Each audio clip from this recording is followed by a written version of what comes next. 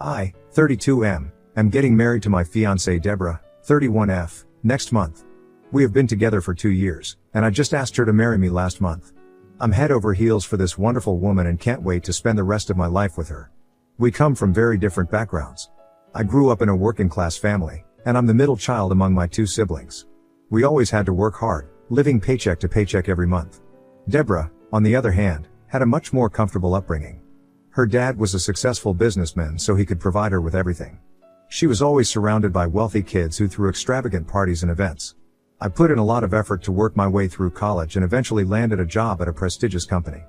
My parents were truly proud of how I had built my life without ever depending on them to provide me with financial assistance. When Deborah and I met for the first time, it was at a mutual friend's party. Although we knew we were worlds apart, we still had an instant connection. We started going on dates, taking the time to truly understand each other, and with each passing day, we fell head over heels for one another. Once we started seriously dating, Deborah eventually invited me to one of her family's dinners so she could formally introduce me to her parents. That's when I had the pleasure of meeting her dad, John, a successful businessman, and her mom, Maggie, who was a dedicated stay-at-home mom for the first time. John seemed to appreciate the effort I had put into building my life. Maggie, on the other hand, didn't seem to take a liking to me. It was quite evident that she looked down on my upbringing, and I didn't fit her expectations for the kind of son-in-law she had in mind. Her disapproval of me was far from subtle, it was painfully evident. She didn't hold back in making it clear that her only child deserved someone she considered better than me. She would often cut me off in conversations, and her disapproving glances spoke volumes, making it a challenging and awkward situation to navigate. In contrast, my parents couldn't have been more welcoming to Deborah. They embraced her with open arms, and my brothers took an instant liking to her. They would playfully tease her, telling her that she still had time to run away and escape from me, all in good fun, of course. It was heartwarming to see my family so supportive and accepting of our relationship. As time went on, I did my best to bridge the gap with Maggie, hoping to win her over.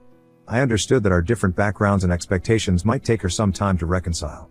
However, our interactions continued to remain strained, and I could sense her disapproval lingering in the background. Despite this challenge, Deborah and I focused on building our own world together, filled with love, understanding, and shared dreams. We were committed to nurturing our relationship, even in the midst of these familial disparities. We held on to the hope that, as time went by, Maggie might eventually come to accept and embrace me. Sadly, a year ago, John passed away from a heart attack suddenly. While he left behind substantial wealth, there were also unexpected debts that needed to be settled. Maggie had to make the difficult decision to sell her house and their car to cover these financial obligations when the bank came calling. Since then, she had to move in with us as she had nowhere else to go and has been living with us for the past 6 months. I didn't really mind having her live with us as I understood that she was going through a difficult time as she had just lost her husband. I tried my best to make her stay as comfortable as possible, but Maggie always found reasons to complain about around the house. Just for context, Deborah and I have always shared our responsibilities equally since we started living together. Given our careers, we take turns handling tasks like cooking, cleaning, and doing the laundry as part of our routine. It's a way for us to balance our busy lives and support each other in every aspect. My parents had taught me to be independent from a very young age, so I loved doing my share of the household work. Maggie absolutely despised this and would make her disapproval obvious. Throughout her stay, she has made subtle comments about how a man doesn't belong in the kitchen or a man shouldn't be doing household work. Usually, I don't take it to heart and I ignore it as much as possible, but over time, her comments have become progressively more hurtful and insensitive. I have talked to Deborah regarding this and she agrees that her mother's behavior has been very difficult and hostile. Now coming on to the incident, I was recently promoted at work, hence I wanted to do something special to celebrate this milestone with our family and friends. We decided to host a grand event, inviting our close ones. My to-be Mill also extended invitations to some of her rich friends whom she hadn't seen for a while, particularly after her husband's passing. While I'm not one to flaunt things, I entrusted Deborah with the planning, and she went all out with the party preparations. On the day of the celebration, our house looked great. As the guests started arriving, Maggie seemed to be having a good time, reconnecting with her old friends. My fiancé and I were busy hosting our own friends and relatives. As the party was in full swing, and the guests mingled and enjoyed the festivities, I couldn't help but notice that my to-be Mill's behavior had taken a turn for the worse. She had a few too many drinks and her comments started to get more and more inappropriate. She was bragging about how expensive everything around the house was, particularly the decorations and the food, in front of her friends. It was becoming increasingly uncomfortable, and I could see that some of our guests were taken aback by her behavior. My fiancé and I exchanged worried glances, unsure of how to handle the situation. We attempted to stay cool as we knew Maggie had been drinking a lot since the morning. At one point, we ran out of wine, so I dashed to the nearby liquor store. When I got back home, I found my fiancée outside on the lawn, enjoying her time with our relatives. I served them the drinks and then headed back inside to check on the rest of our guests. That's when I heard my mother-in-law loudly laughing as she chatted with her friends. I was about to enter the room when I overheard Maggie mentioning my recent job promotion to her friends and went on to describe how she had been living at our place for several months rent-free, all because I was a naive person. She laughed as she continued to say that she had finally landed a simp son-in-law and pointed out that I had been covering her expenses throughout this time while she lived rent-free in my house. Her words stung, and I was taken aback by what she was saying. Her friends were all laughing loudly at my expense.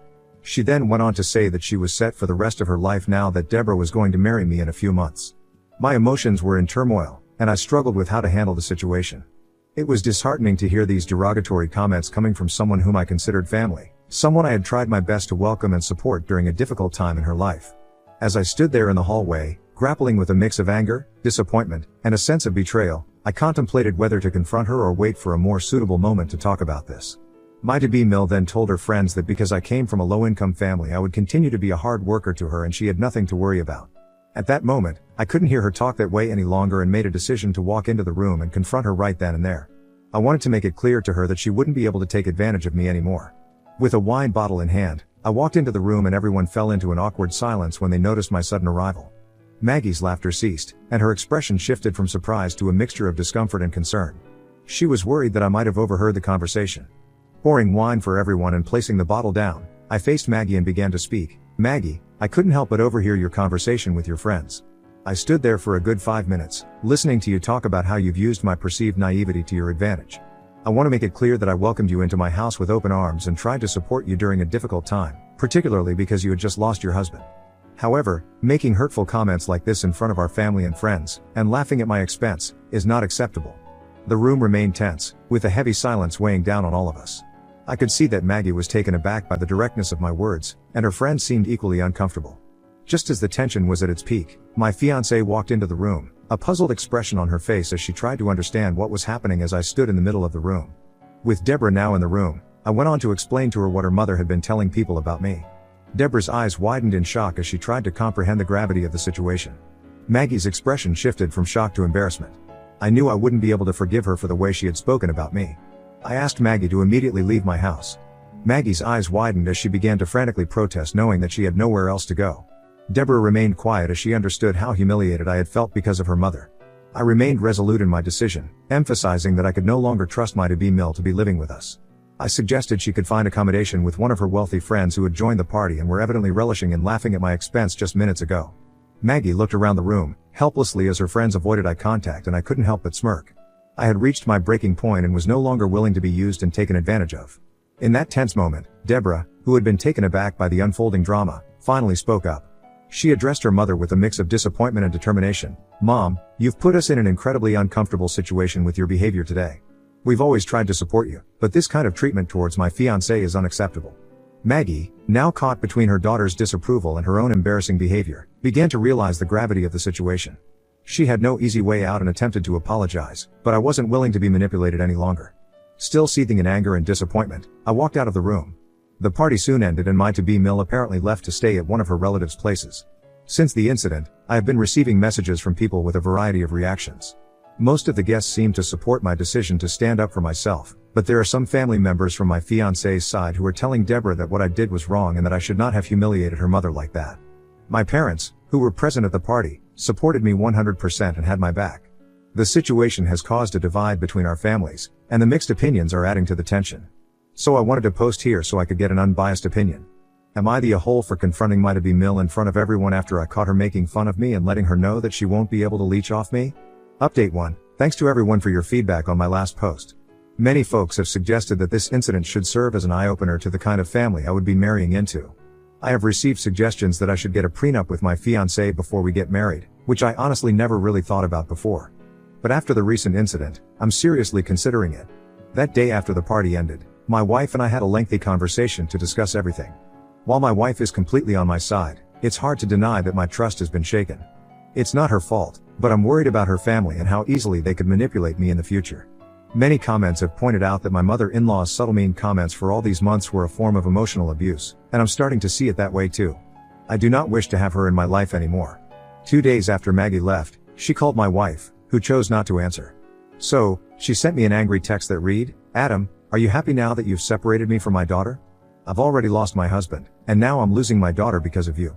Yes, I used you, but isn't that what a son-in-law should do, pay for his to-be mother-in-law's expenses? You could have bought me a new place when I lost my house, but instead, you forced me to live with you. You have more than enough to take care of my daughter, so it wouldn't hurt you to take care of me too." Her message left me seething with anger, and it was evident she felt no remorse for her derogatory remarks in front of her friends. I shared the message with Deborah, who promptly assured me she would address the situation and advised me to block her mother's number. It remains to be seen what happens next, but I feel emotionally exhausted dealing with this ongoing drama.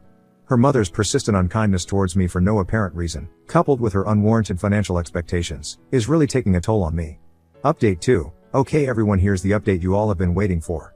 In the days that followed, Deborah continued to handle her mother's attempts at contact.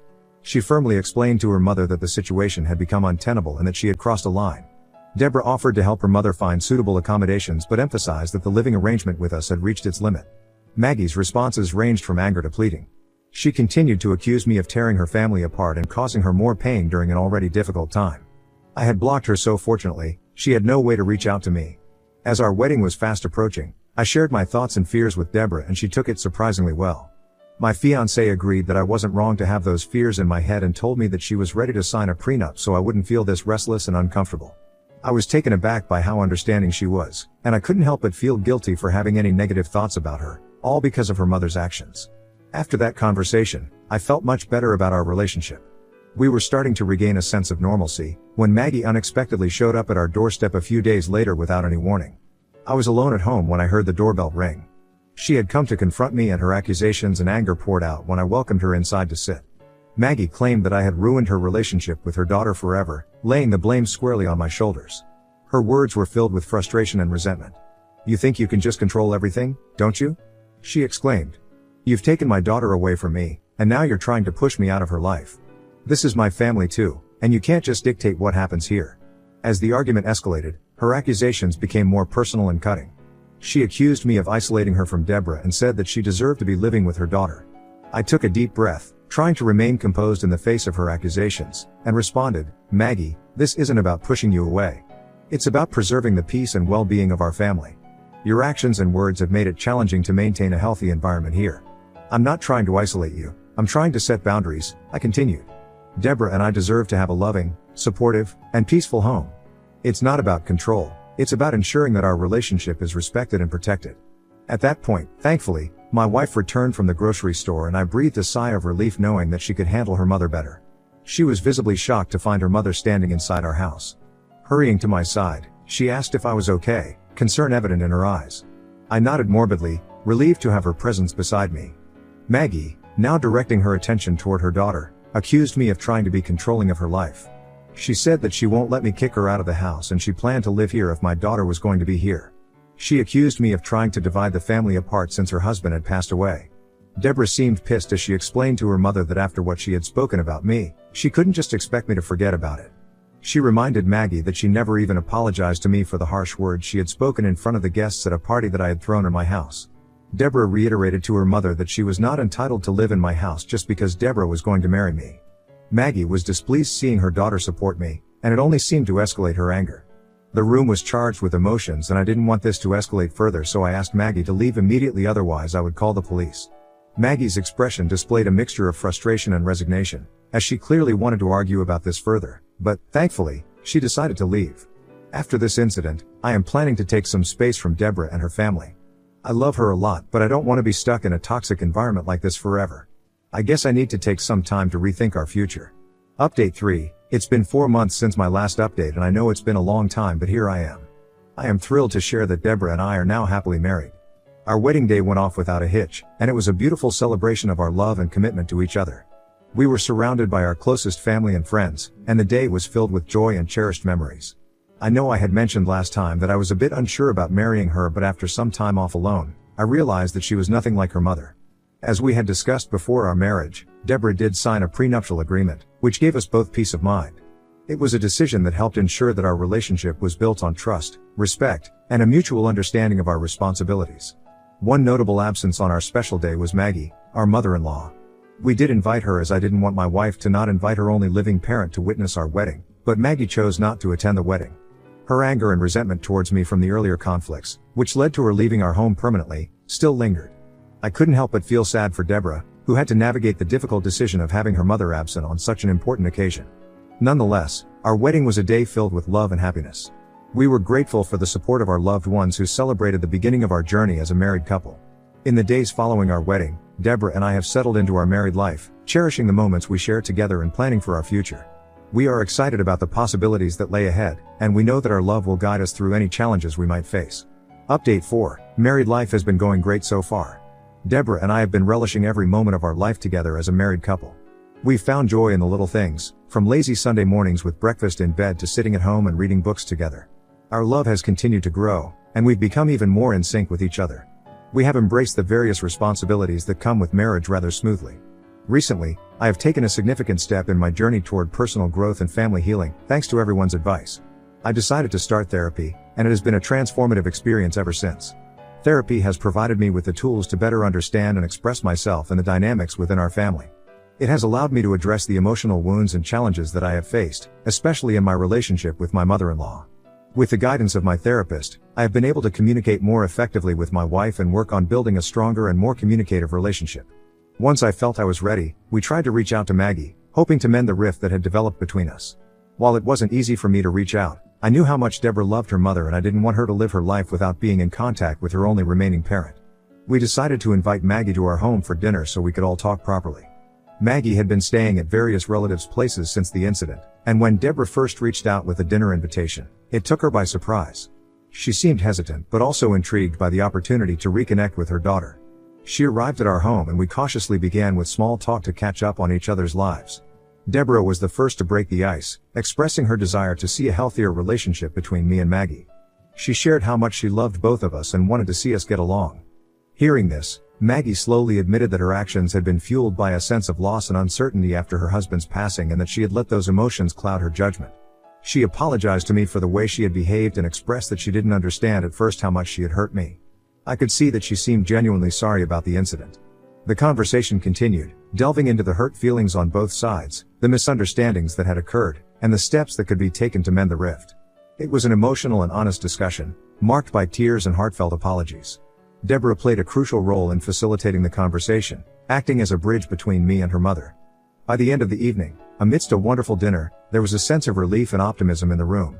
While the wounds of the past hadn't completely healed, the foundation for reconciliation had been laid. It was a promising start on the journey toward rebuilding the bonds that had been strained for so long. Since the evening, we have continued to meet Maggie during other family events, and there is no longer any awkwardness. Our relationship has gradually improved. Although I will never feel comfortable enough for her to live with us again, I remain patient and understanding, knowing that healing will take time.